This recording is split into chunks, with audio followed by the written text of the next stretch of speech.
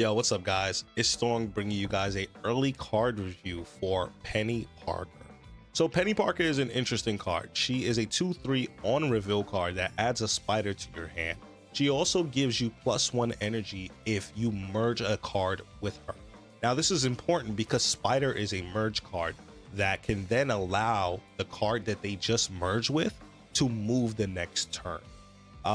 Peni works with a few cards that are already in the Marvel Snap: Agony, Hulkbuster, Symbiote, Spider-Man. Those are your typical bread and butters, right? These are the cards that have these key synergies. You want to always play these cards with Peni Parker because why else would you be playing Peni Parker? She gives you +1 energy when you merge with her. Spider then allows the card to move. So there's a few different archetypes that I've done my research, and I personally think that she would work really well in.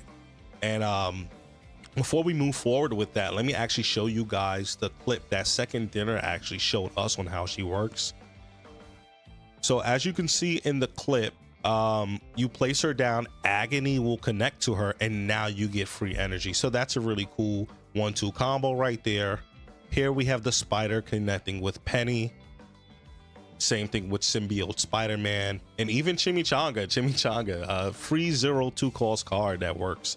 So yeah, there goes the quick kind of just example of how Peni will work in game. As you can see, these cards like Agony, Symbiote, Spider-Man, even her own card works really well with her. At base, she is a ramp card, but because Spider has this ability of allowing the card that it just merged with to move the next turn, I believe that this card will work specifically with move, lockdown, and ramp.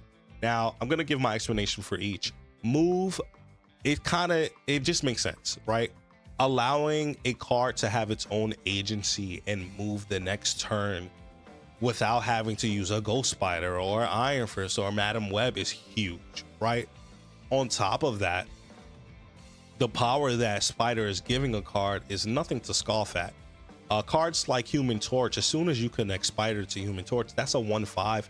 Next turn, he's a 1/10 that can then be moved again. And you know, with Human Torch, he scales really fast.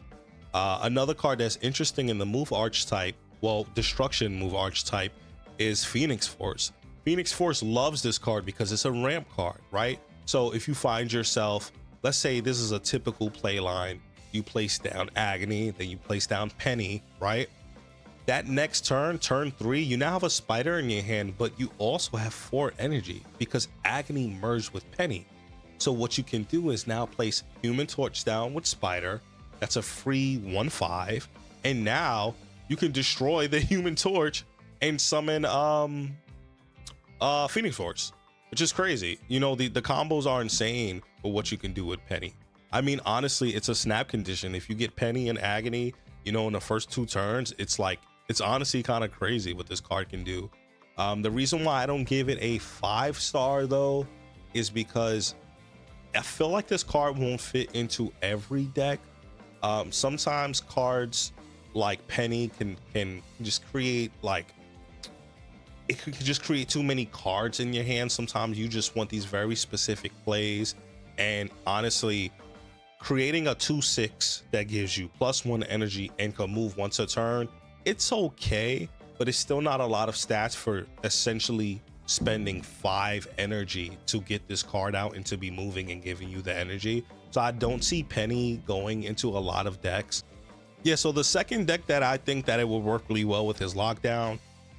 If you're able to ramp out a Professor X early on, you can then allow yourself to run cards like Goliath or Juggernaut, or these really just like, I win the lane, you can't do anything about it cards, and really just ensure that Professor X holds down one lane and you have Spider to merge with any other card and ensure that you're able to go over to that lane if you need to and make sure that you actually win it. It's actually pretty insane what you can do with Peni because she's a ramp but also a move, which is perfect for people who want to play that lockdown Professor X kind of playstyle. Admittedly, he is not one of the best cards at the moment, but that same kind of that play line that I mentioned earlier, where you Agony into Peni Parker, you have 4 energy on turn 3, You could even play something like Storm. Storm now locks down that location, and then you can move something over there. Or you can even play something like a Scream deck, right? Where they benefit from cards moving too, because they usually have Craven, right? So there's a lot of different play lines you can do when it comes to like lockdown and those kind of decks. I think the third deck that she'll really kind of like prosper in is Ramp. Now, she is a Ramp card, right? But she's kind of a weird Ramp card because it's requiring you to use these cards like Symbiote, Spiderman, or Hulkbuster, or Agony. Cards like these, though, they love that extra energy, right? Because once you merge, right, Agony, or once you merge Hulkbuster, this is like, let's say it's like a turn 3 or something, or turn 4, early Galactus, early Leader. These cards that want to be cheated out early, you know, Goliath, even like some of the newer cards like Gore, or even if you have like a crazy combo deck with Odin, she surprisingly works in some of those shells because she doesn't really take up board space, and her only negative side of being a ramp card is that she's adding another card to your hand, and there's a condition to her ramp. Something needs to merge with her.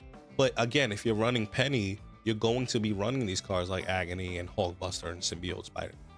So those are just the three deck archetypes that I think will run really well with Peni Parker. Do I think that she's a pickup for this spotlight week? It's pretty tough to say. Sasquatch is a pretty good card. I think that Gladiator is a really great card. If you don't have it, it goes into a lot of decks, and is a 3/8 is honestly really good. It's kind of hard to say. This might be a token week because Penny is, in my opinion, a 4 out of 5.